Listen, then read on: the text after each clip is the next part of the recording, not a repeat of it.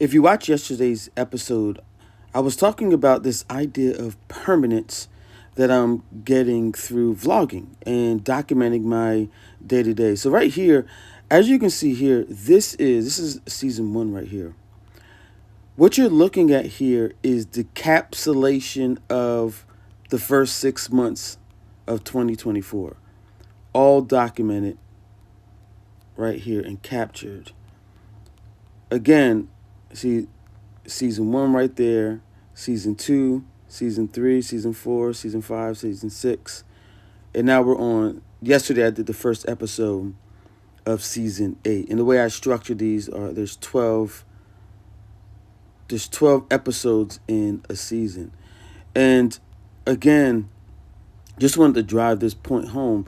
These digital assets right now will live forever. And the cool thing is, just like in the music industry, I own my masters. And what I mean by that is I have the original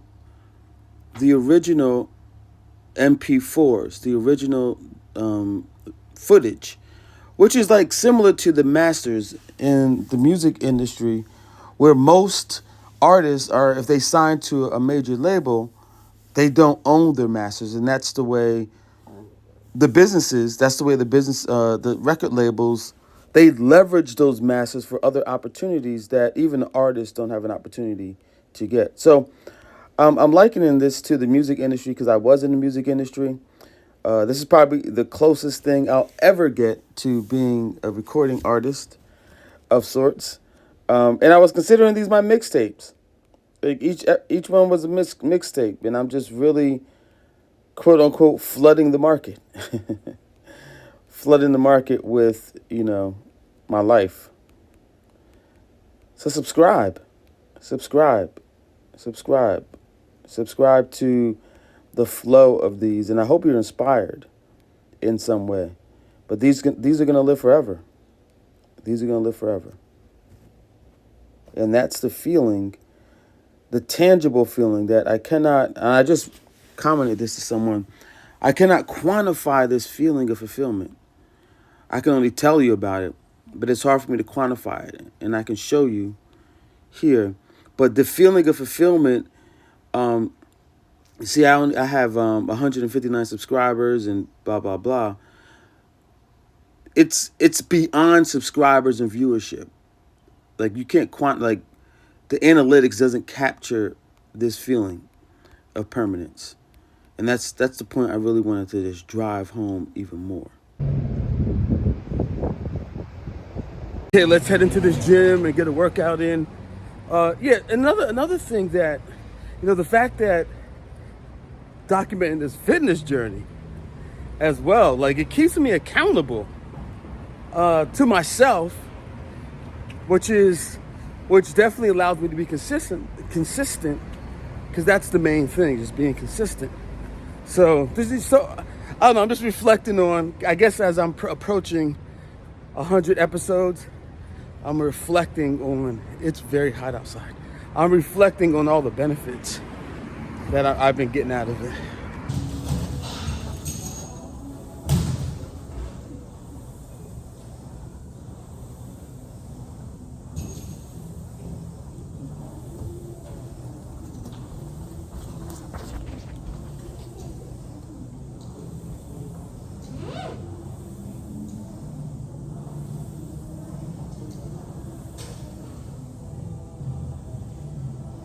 I made it back to the office, so I wanted to do an experiment to see how my research that I'm doing would work on Saturdays. Wanted to see, and I'm actually getting a lot of good feedback.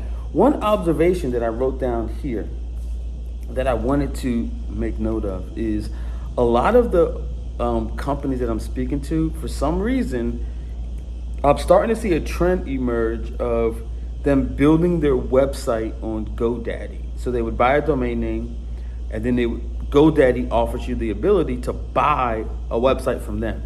So the bells are ringing for me, because, like I'm saying, what I'm building as far as like the infrastructure, it pretty much bundles multiple services that a private equity firm or M&A firm would want to do. one of the things they're going to do right off the bat is update their websites to increase the valuation.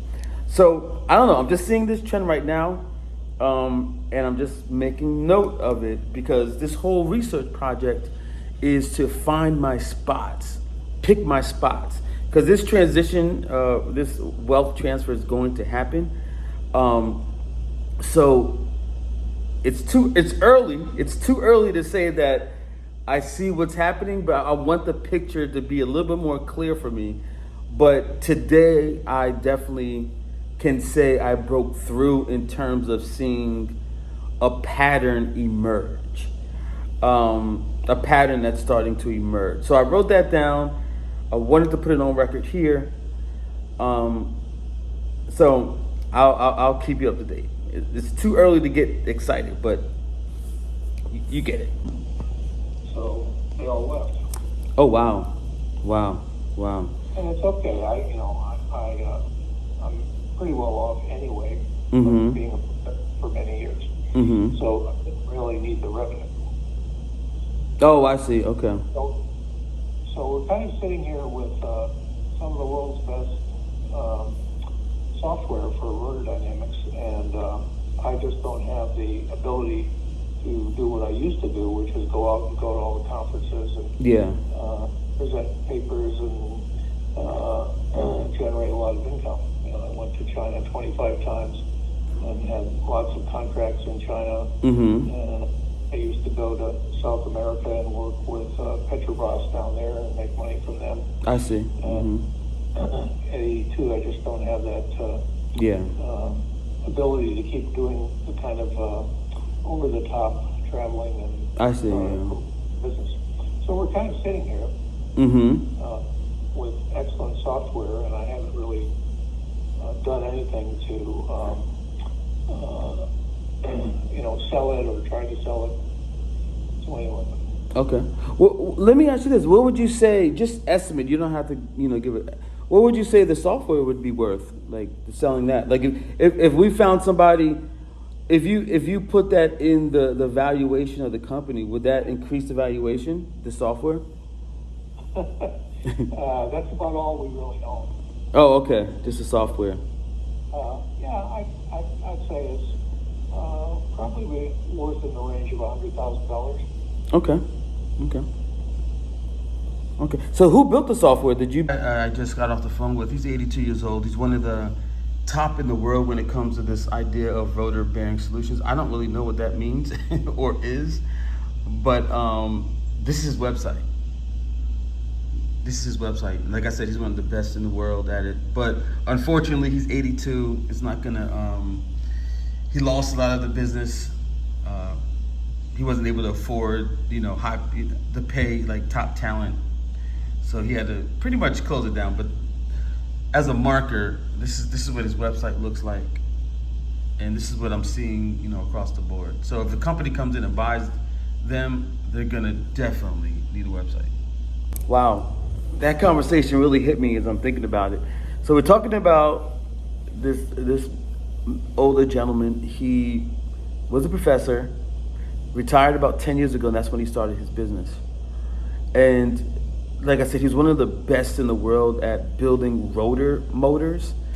Like I said, it's high level engineering. I don't understand it, but the point of the story is, one of the things that he said is that during the time, he was able to build software.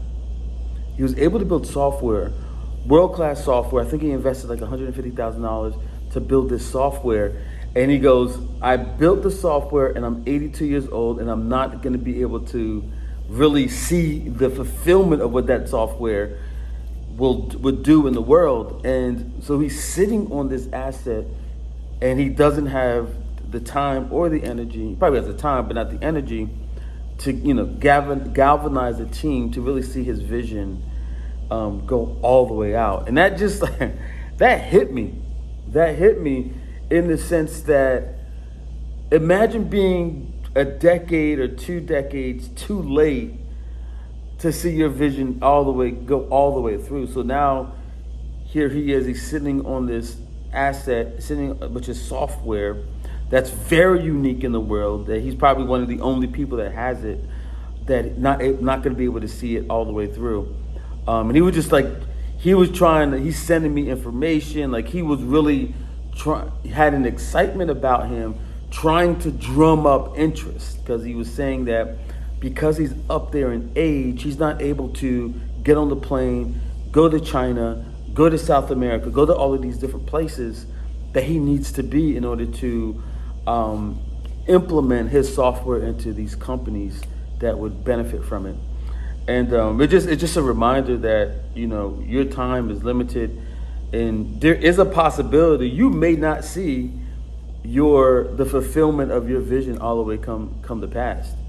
You may not see that, and that's a very sobering idea. We at it again. I'm designing right now, designing an infrastructure. I had to cut back on my last situation. I don't know if you see that.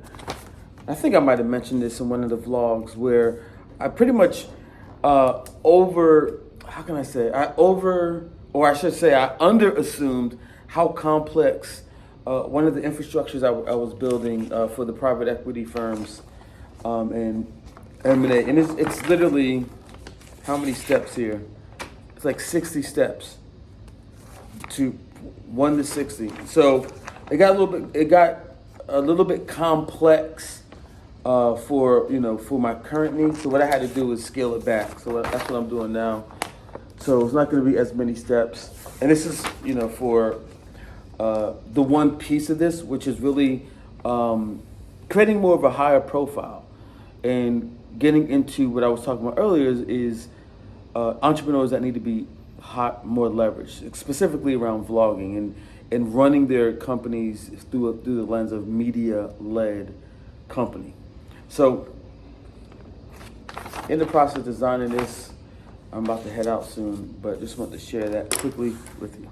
So I'm calling it a night. If there's anything in this video that resonates, please, I've been enjoying the feedback that I've been getting. Love to hang out with you in the comments for a little bit. With that said, I'm out. Peace.